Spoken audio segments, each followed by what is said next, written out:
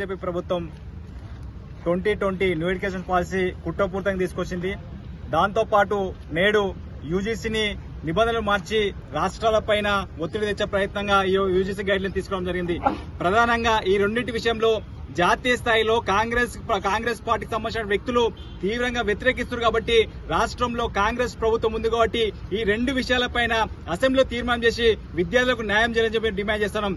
దాంతో పాటు రాష్ట్ర ప్రభుత్వం ఏర్పడి సంవత్సర కాలం పూర్తయితున్నా కూడా ఈ రాష్ట్రంలో ఉన్నటువంటి యూనివర్సిటీ సమస్యలు పట్టించుకోకుండా ప్రధానంగా ఉస్మానియా యూనివర్సిటీలో ఉన్నటువంటి టీచింగ్ నాన్ టీచింగ్ పోస్టులు భర్తీ చేయకుండా ఇక్కడ ఉన్నటువంటి విద్యార్థుల సమస్యలు పరిష్కరించకుండా ఈరోజు కాలయాపన చేస్తున్న కాంగ్రెస్ ప్రభుత్వం వెంటనే యూనివర్సిటీ సమస్యలు పరిష్కరించే చర్యలు తీసుకోవాలి. దాంతో పాటు ఈ రాష్ట్ర వ్యాప్తంగా పెండింగ్ లో ఉన్నటువంటి స్కాలర్షిప్స్ రీయింబర్స్మెంట్ నిధులు వెంటనే విడుదల చేయాలి.